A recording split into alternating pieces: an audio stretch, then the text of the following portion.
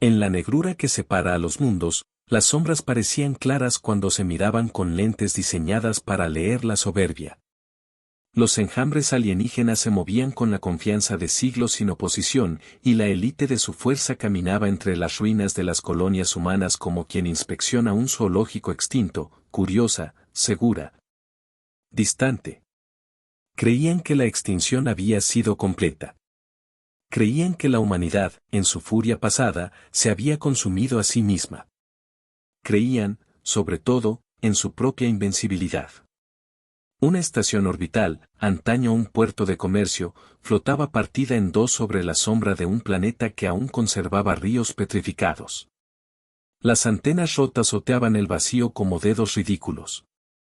En lo alto, señales alienígenas creaban constelaciones artificiales, marcando rutas, decretando territorios. Las patrullas de élite se paseaban con armaduras que parecían talladas en cristales negros, sus movimientos eran coreografías de precisión. El brillo de su orgullo rebotaba en los restos de vidrio humano, y en esa refracción los alienígenas celebraban su final. Pero, en una bahía oxidada de la estación, un grupo de marines humanos se movía con una quietud que no pertenecía a la desesperación. No eran muchos, rostros curtidos, manos con cicatrices que hablaban de mundos perdidos, ojos que aún encendían incendios de recuerdos. Llevaban la insignia de un comandante cuya fama no había dejado de crecer en los archivos clandestinos, un hombre que había cruzado sistemas en naves rapiñadas y había regresado con más hierro que esperanza.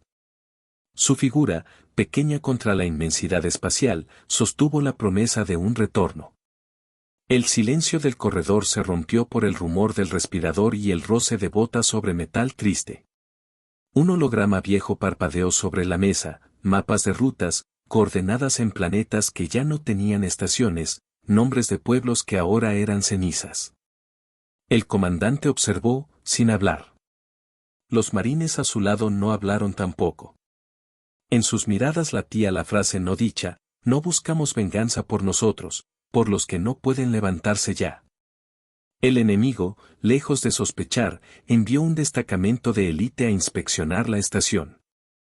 Llegaron con la arrogancia de la costumbre y la brutalidad de la técnica, seguros de que encontrarían cuerpos fríos y nada más. Subieron por rampas suspendidas, iluminando con haces verdes que traicionaban cada sombra. Y en cada esquina, los humanos contaban memorias, el brillo de un piano en una sala que ya no existía, el olor de lluvia sobre tierra quemada, la voz diminuta de un hijo en una transmisión enlatada que nadie contestó. El primer encuentro fue breve y cerebral. Las armas alienígenas eran hermosas y letales, haces que curtían el metal, proyectiles que se partían en tormentas de cristal. Los marines respondieron con tácticas que parecían primitivas hasta que el resultado habló. Disparos dirigidos a circuitos, trampas magnéticas que arrancaban armaduras, maniobras de distracción y sacrificio. Cuando la primera unidad alienígena cayó, no fue con la estridencia del drama, sino con la fría certeza de algo que había olvidado, el instinto humano de sobrevivir como acto social. Uno cuidaba al otro, uno pagaba por la caída de otro. El comandante no buscaba gloria. Buscaba ocasionar un recuerdo que viajara más rápido que cualquier señal, que la leyenda de la humanidad no era una canción para museos, sino un tambor que aún resonaba en las estrellas. Envió transmisores que imitaban antiguas llamadas perdidas, proyectores que mostraban imágenes de ERS, de niños corriendo entre árboles que ya no existían, de banderas quemadas dejando fibras que el viento no borró. Era una provocación con corazón, un pulso que despertara a quien escuchara. El enemigo llamó refuerzos, y con ellos llegó la primera verdad dolorosa: la élite alienígena no era una fuerza monolítica, pero sí una red de orgullo y reputación. Cuando sus líderes vieron las proyecciones humanas, no rieron. Bajaron la guardia, y en esa tensión, la humanidad encontró la brecha. La primera línea de marines se vio envuelta en una batalla corta, cruel, silenciosa. El ruido no era música de gloria, era el sonido de alguien rompiendo sus costillas para respirar. Caída tras caída, los humanos aprendieron a usar la luz rival, a distorsionar las superficies, a enviar susurros codificados a los sensores alienígenas. Las armas enemigas, tan efectivas contra edificios, fallaron donde el instinto y la improvisación hicieron caza. El enemigo calculó números, la gente calculó nombres.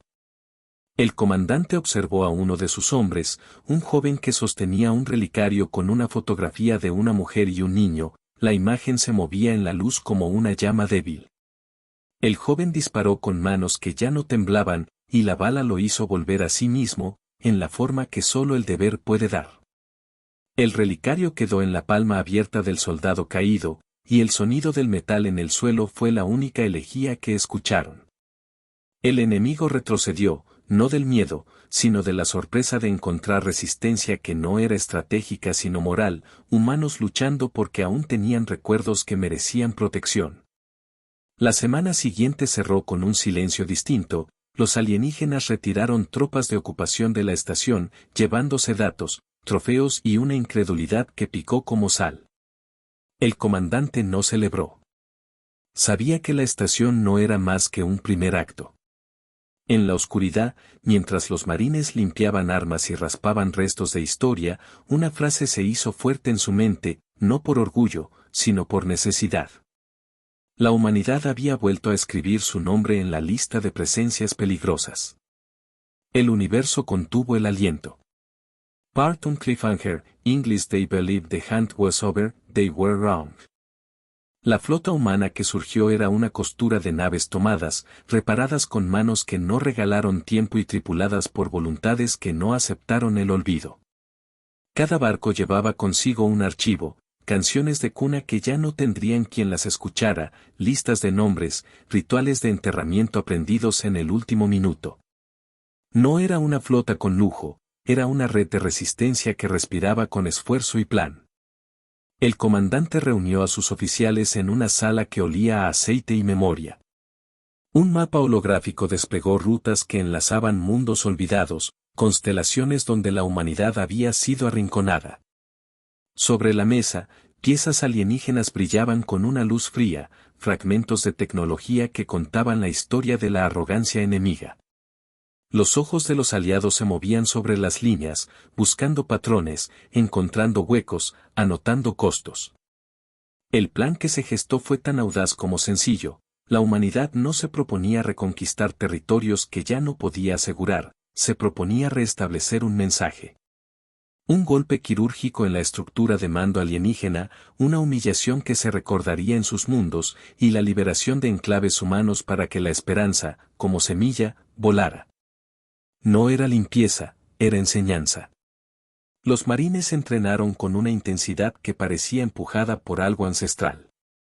Ejercicios nocturnos entre restos de satélites, lanzamientos de pequeños equipos a planetas marcados como perdidos, pruebas de sabotaje en fábricas alienígenas desiertas.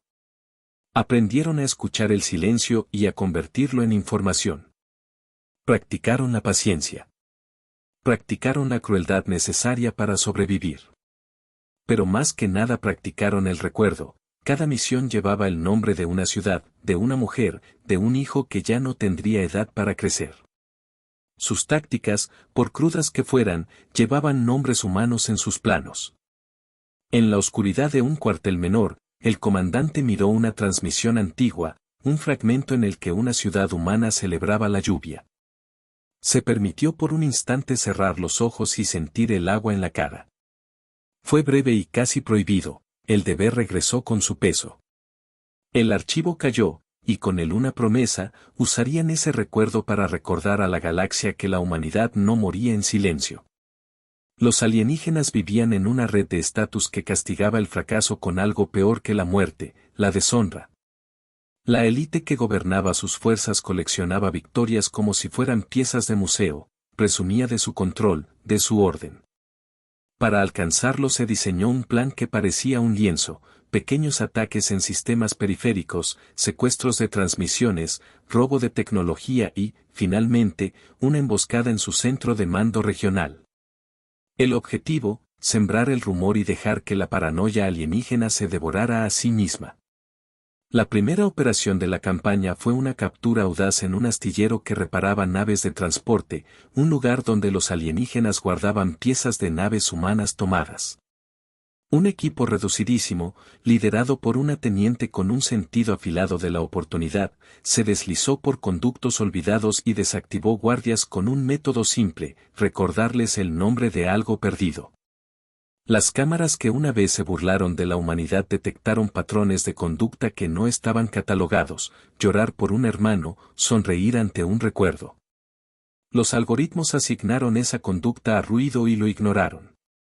Robaron un motor, material clave y unos planos de comunicación que escondían un secreto. La élite alienígena dependía de una red de sincronización ritual que mantenía a sus centinelas en perfecta coordinación. Rompían la sincronía, y las patrullas se convertirían en tiras de carne sin oído para las órdenes. La campaña se iluminó con violencia calculada. En varios sistemas periféricos, los marines no buscaban aniquilar, buscaban demostrar vulnerabilidad: un almacén explotado en la madrugada, una bandera alienígena arrancada y sustituida por una tela humana. Cada acto convirtió la omisión enemiga en ruido. Cada noticia robada y enviada a los corazones humanos devolvía rostros: cuidadoras, jardineros, músicos. Cada rostro era una excusa para seguir. Y mientras la red humana tejía su mensaje, los alienígenas empezaron a acusarse entre sí. Las comunicaciones oficiales se llenaron de sospechas, las patrullas perdían cohesión. La élite, orgullosa, rígida, comenzó a usar castigos severos para restaurar el orden.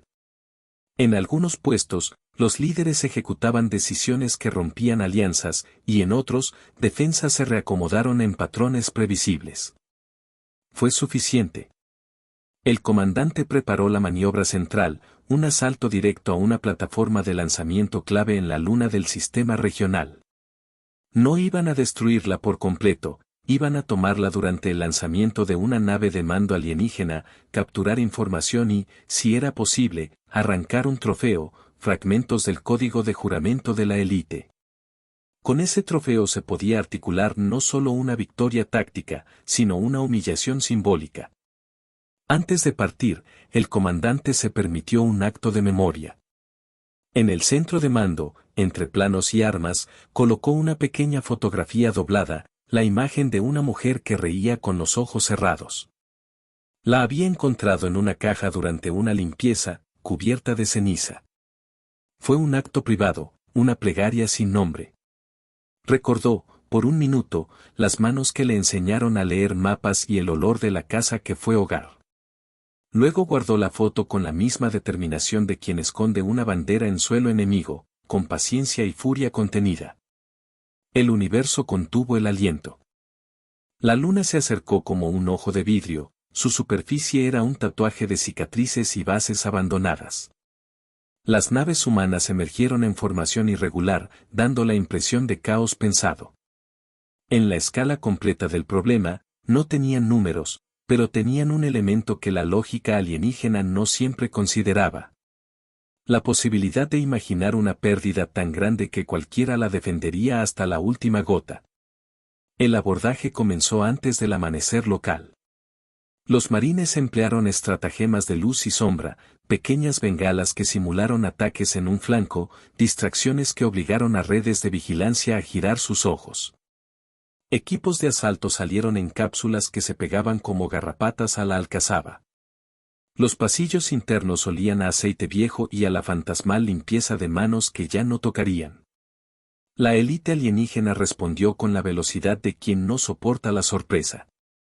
Sus unidades se desplegaron en grupos perfectos, como piezas de un mecanismo diseñado sin compasión. Pero la humanidad, en su improvisación, explotó rendijas del sistema, trampas de plasma que alteraron sensores, mensajes interceptados que sembraron terror sobre compañeros inexistentes. Y cuando el enfrentamiento llegó al corazón de la plataforma, la lucha se hizo casi íntima: golpes que resonaban en túneles, respiraciones cortadas, el eco de botas en metal que ahora tenía marcas de sangre humana. El avance humano estuvo marcado por sacrificios. Un pelotón que sirvió de escudo en un corredor central pagó con vidas la ganancia de minutos críticos. Uno a uno, los nombres de esos hombres se encendieron en memorias, nombres que se convirtieron en instrucciones de supervivencia para otros. El comandante, viendo caer a un viejo amigo, sintió el latido de la culpa y la certeza de que cada pérdida habría una posibilidad de victoria mayor. Fue una ironía cruda. La victoria pedía precios que el corazón humano nunca aceptaría sin dolor. En un hangar de reacción, un joven ingeniero llamó a memoria la canción que su madre tarareaba entre tornillos, lo hizo en un murmullo que nadie escucharía excepto las paredes y la conciencia. Fue una ancla. Aquella melodía sirvió para calmar manos temblorosas y reorientar miradas. En el momento más oscuro, se sintió un destello de hogar, un testigo auditivo que parecía decir, aún somos humanos. El eco de la canción recorrió la tripulación y pareció empujar un esfuerzo más.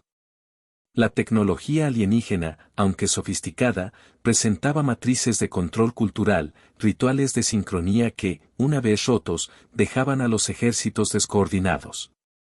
Los humanos aprendieron a sembrar dudas, proyectores que mostraban imágenes manipuladas de líderes alienígenas alabando a la humanidad, grabaciones que insinuaban traición.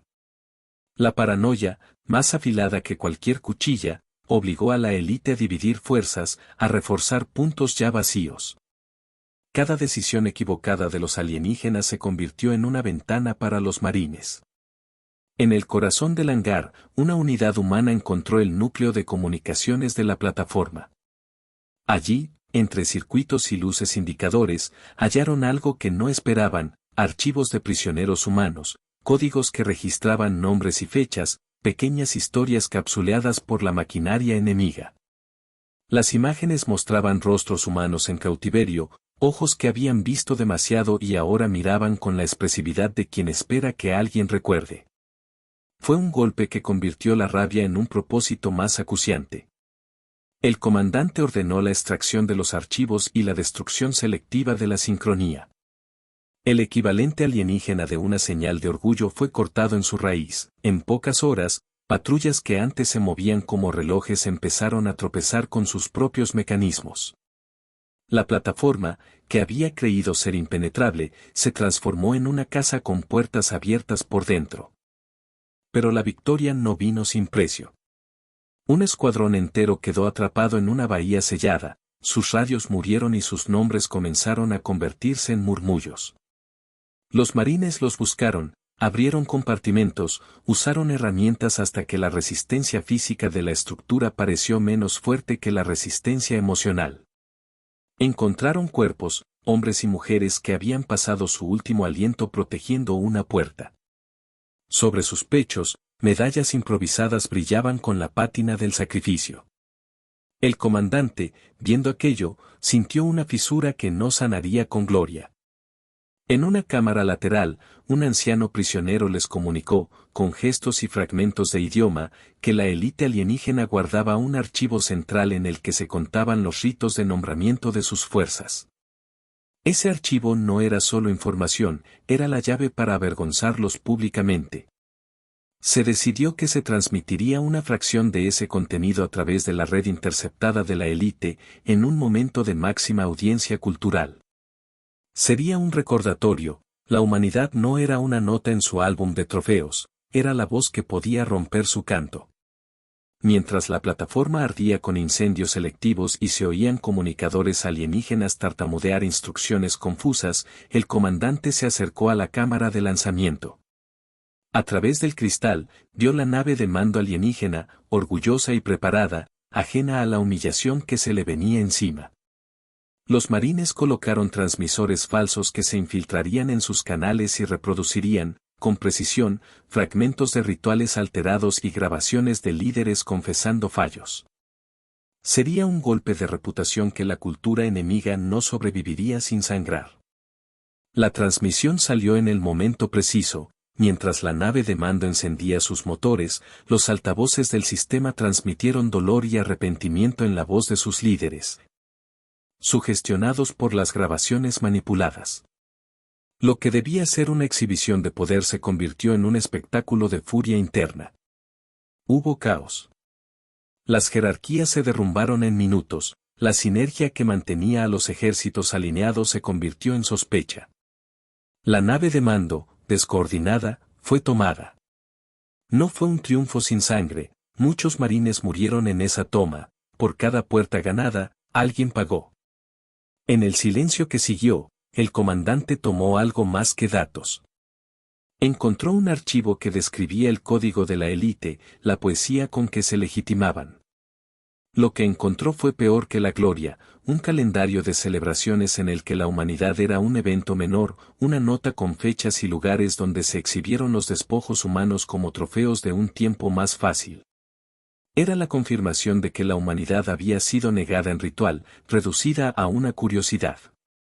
El comandante decidió que aquello sería su botín visible, lo enviaría a las redes, no para humillar a sus enemigos, sino para recordar a los suyos que no luchaban por cifras en una tabla. La extracción fue un triunfo pagado con lágrimas y pérdida. Cuando las naves se retiraron, el comandante sostuvo la foto arrugada en su pecho. Esa noche, en la oscuridad de la cabina de mando, una transmisión rota le devolvió la voz de una niña, un viejo mensaje guardado en la memoria de la nave, cantando una canción que hablaba de amaneceres y panes caseros. Por un instante, en medio de la sangre y la pólvora, el comandante dejó que la canción le diera aire. El universo contuvo el aliento. La respuesta alienígena fue un torbellino. La humillación pública, la exposición de rituales sagrados, destruyó la confianza interna entre las cúpulas del poder. En su furia, la élite ordenó represalias masivas, no solo por recuperar el honor, sino por demostrar la lección de que nadie osaría desafiar su orden. Mundos enteros fueron marcados para limpieza, estaciones fueron sometidas a blitz de fuego controlado, y la galaxia sintió por un momento que la venganza alienígena podría borrar lo que quedaba de la humanidad. El comandante sabía que la topada final no sería en un punto medio, sino en el corazón simbólico, un bastión cultural en el planeta central de la región, un monolito donde se celebraban los ritos de la élite. Si tomaban ese lugar, si plantaban una señal humana y la defendían contra la regularidad de refuerzos, habrían convertido una victoria táctica en una derrota moral para el enemigo.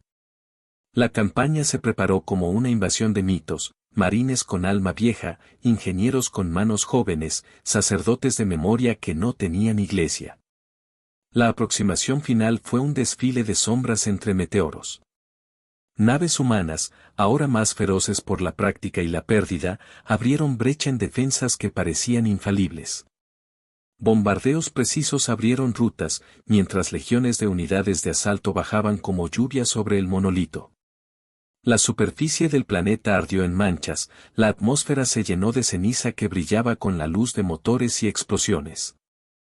Fue una escena que se habría llamado apocalíptica si la humanidad no tuviera ya suficientes apocalipsis en su memoria. En las calles que rodeaban el monolito, la lucha fue mano a mano. Los alienígenas se defendieron con ferocidad ritual, ataques que buscaban humillar, que buscaban la teatralidad de una destrucción calculada. Los marines respondieron con una furia que no buscaba escenografía, sino resultados, rescatar a prisioneros, proteger cada rincón donde hubiera posibilidad de vida. En medio del fuego cruzado, pequeñas escenas humanas surgían, una madre que cubría a su hijo con su cuerpo, un anciano que ofrecía la última ración de alimento a un extraño. Un grupo que cantó una canción para espantar el miedo de los suyos. El comandante tomó la cabeza del asalto hacia el interior del monolito.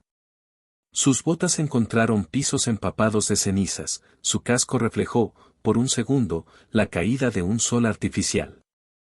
Llegó a cámaras donde la élite celebraba victorias, con estandartes que mostraban trofeos humanos colgando como advertencia. En un acto que mezcló ira y poesía, el comandante enlazó el estandarte humano que llevaba sobre su hombro con la base de uno de esos trofeos. No buscó destruir por rabia, quiso transformar el símbolo de la derrota en una evidencia de resistencia.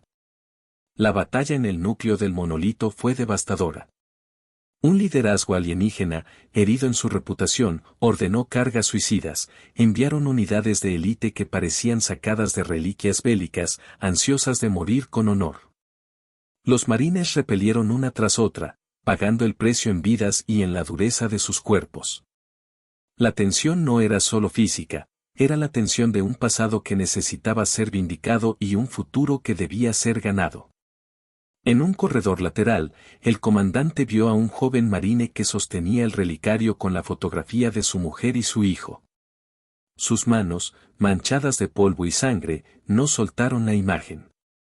El comandante lo observó y, por un instante, sintió que toda la historia humana se encontraba en esas manos que se negaban a renunciar a la imagen de hogar. En ese momento, el comandante entendió una verdad que no se aprende en academias de guerra: la victoria más profunda no es la que destruye al otro, sino la que permite que la memoria continúe. La guerra llegó a su clímax cuando la sala central del monolito, un vasto atrio decorado con las glorias alienígenas, sacudió bajo la presión de explosiones y pasos. Allí, las líneas se rompieron. Los alienígenas, desconcertados por la combinación de tácticas humanas y la exposición de sus rituales, empezaron a flaquear. La élite central envió a su guardia personal, una unidad que hasta entonces había sido leyenda. Su presencia cambió la atmósfera a eléctrica. Eran gigantescos, cubiertos de placas oscuras que brillaban como ojos. Su llegada fue un momento en que la confianza alienígena intentó recomponerse. El enfrentamiento contra esa guardia fue feroz y sintético. Las primeras cargas atravesaron a varios marines, los golpes eran brutales, exactos. Pero los humanos, en su tenacidad, comenzaron a explotar las costuras de la armadura, puntos de articulación, juntas mal selladas que cedían a la presión humana. Fue una danza macabra, fuerza contra ingenio, furia contra piezas. El comandante, en la primera línea, vio a su gente caer y levantarse más rápido de lo que el cálculo europeo hubiera permitido creer. En el momento culminante, cuando parecía que la guardia podría aplastar a la resistencia, algo ocurrió que nadie en la élite alienígena anticipó: los prisioneros liberados. Hombres y mujeres que habían perdido décadas sin nombres, surgieron desde las sombras de las cavidades del monolito. No eran soldados disciplinados, eran cuerpos templados por la pérdida, con ojos que ya no necesitaban permiso para pelear. Su aparición fue un golpe moral, una visión que desarmó más que las balas. El comandante, en un acto que balanceó todo lo vivido, plantó una bandera humana en el centro del atrio. No era una bandera limpia, era un lienzo hecho de trapos, dentadas por fuego, remendadas con manos temblorosas. La clavó con las manos desnudas en la base de un pedestal alienígena. Fue un acto simple, pero el ruido de la tela golpeando la piedra resonó como un juramento. Los gritos alienígenas se mezclaron con los humanos y, por primera vez en años, la galaxia escuchó un grito humano que no pedía piedad sino presencia. La derrota de la élite no fue inmediata. Hubo fugas, contraataques, maniobras desesperadas. Pero la moral alienígena había sufrido una herida que no cerraría pronto. Sus unidades, acostumbradas a la perfección, se encontraron ahora con la improvisación humana convertida en método. La onda expansiva de la victoria humana se sintió en comunicaciones galácticas, rumores que la élite fue derrocada viajaron como pólvora. En el polvo y la madrugada que siguieron a la caída del monolito, el comandante se sentó sobre una escombrera. A su lado, sobrevivientes limpiaban armas y heridas, compartiendo lo que quedaba de raciones y, más importante, historias. Hicieron un círculo y alguien sacó una guitarra improvisada, una chispa vieja de algo que fue música, y tocó acordes con dedos que ya no creían tener ritmo. La melodía fue imperfecta y maravillosa. No fue un himno, fue un recordatorio. Entre las cosas encontradas en los archivos de la élite, había una transmisión de una niña humana, enviada años atrás desde un planeta que luego fue barrido. En la transmisión, la niña hablaba de constelaciones y de promesas hechas a sus padres. El archivo sobreviviente se convirtió en testigo, se reprodujo frente a la cámara, y aunque nadie podía devolver el tiempo, su voz resonó como una cuerda que todavía vibraba. Los presentes inclinaron sus cabezas, no por derrota sino por la resonancia de lo que habían venido a preservar. El universo contuvo el aliento. La victoria sobre el monolito no borró las cicatrices. Mundos enteros seguían humeando, estaciones se encontraban derruidas, y los nombres de los que no volvieron formaban un álbum de silencio. Pero la victoria había hecho algo más profundo, había alterado el cálculo colectivo. Donde antes la élite alienígena marcaba el ritmo, ahora existía una presencia humana que reclamaba lugar no con folclore, sino con costos pagados. La reconstrucción comenzó con manos temblorosas y ojos endurecidos. Se levantaron hospitales improvisados en hangares, se organizaron convoys que buscaban a los dispersos. Las flotas humanas que fueron piezas prestadas se convirtieron en nidos de esperanza, metálico y rudo, con inscripciones hechas a punta de cincel para recordar a los caídos. En las plazas que antes soportaron trofeos alienígenas, la gente colocó placas con nombres humanos y pequeñas cosas, juguetes quemados, cartas, medallas. No era un monumento a la guerra, era un mapa de memoria. El comandante, con las manos aún marcadas por la batalla, dirigió la logística. No buscaba ser figura pública, su tarea era que la memoria se transformara en futuro. Supervisó los envíos de raciones, las reparaciones de estructuras y la educación de los niños que crecieron entre escombros. A su lado, jóvenes que antes no conocían más que supervivencia aprendían a leer mapas estelares, tocar acordes y plantar jardines en suelos que algún día recordarían como fértiles. Fue un trabajo de paciencia que requería más valor que cualquier asalto. En una ceremonia sencilla, se enterraron los restos de los marines caídos, uno a uno, en una colina que miraba al atardecer planetario. Los nombres se llevaron en voz baja, algunas personas dejaron fotografías, otras piedras. El comandante sostenía la foto de la mujer que una vez fue su recuerdo, la colocó junto a otros objetos, una ofrenda silenciosa que decía tanto como una consigna. Los supervivientes cantaron una canción rota pero sincera, y el viento la llevó hacia el horizonte como si la Tierra la aceptara. La galaxia respondió de maneras impredecibles. En algunos sistemas, las colonias humanas que habían permanecido ocultas salieron a la luz. Donde antes había miedo, ahora hubo curiosidad, donde antes hubo indiferencia, surgió solidaridad. Otros seres no aliados observaron y comenzaron a replantear sus relaciones. La élite alienígena, disminuida y cuestionada, vio cómo su aura se erosionaba en mercados y foros. No todo cambió de inmediato, la historia, obstinada, siguió su curso. Pero la humanidad había demostrado que no era un capítulo sellado en la memoria intergaláctica. En la costa de un puerto reconstruido, el comandante caminó entre estructuras reparadas. Niños jugaban con restos limados de tecnología, inventando naves con cajas. Una niña, con la cara manchada de polvo, le mostró un dibujo, un hombre plantando una bandera sobre una estrella. El comandante sonrió por primera vez en años con sinceridad.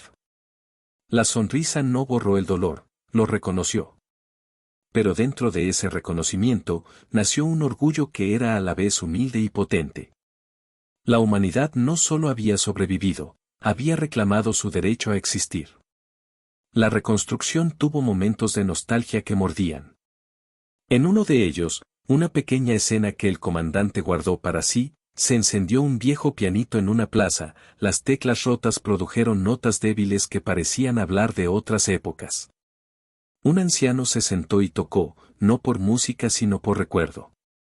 Los presentes cerraron los ojos y permitieron que la memoria fuera un puente entre lo que se perdió y lo que podían hacer.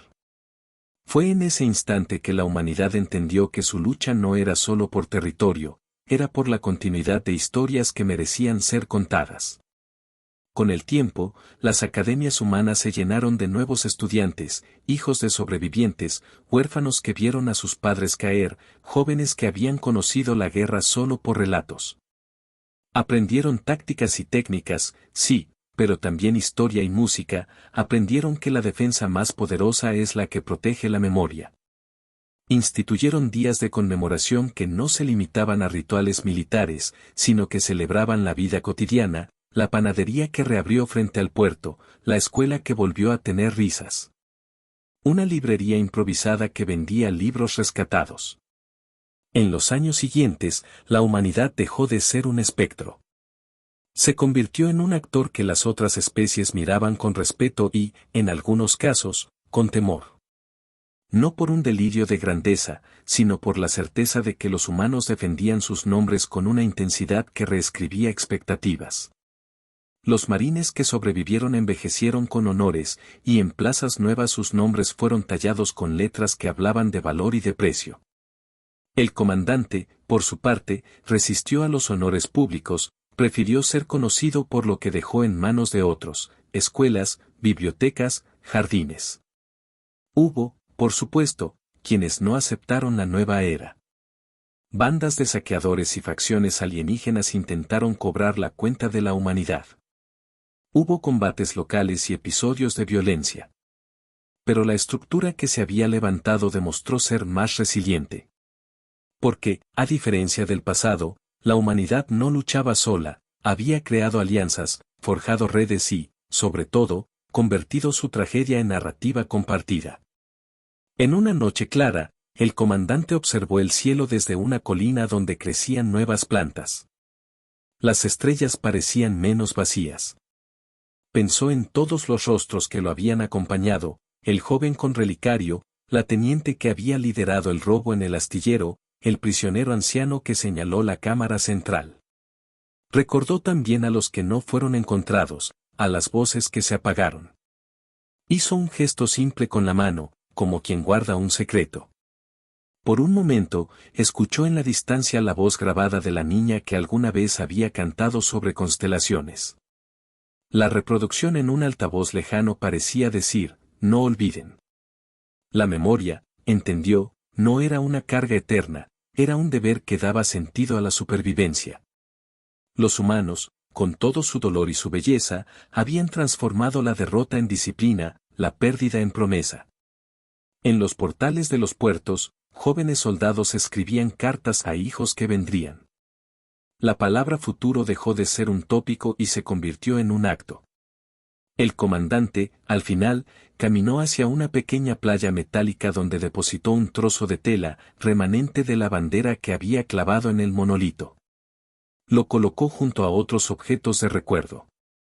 Se sentó, y la brisa planetaria jugó con los bordes, llevándose cenizas y trayendo un aroma tenue de tierra. No había discursos. Solo presencia. En esa quietud, una certeza creció, firme y serena. El universo contuvo el aliento. Final moments, in the years that followed, songs were taught in schools, names were spoken at dinner tables, and children, unaware of full cost, pointed at maps and chose futures by star charts. The human species had reclaimed not just planets, but dignity. Vinieron por un planeta, pero despertaron a una especie.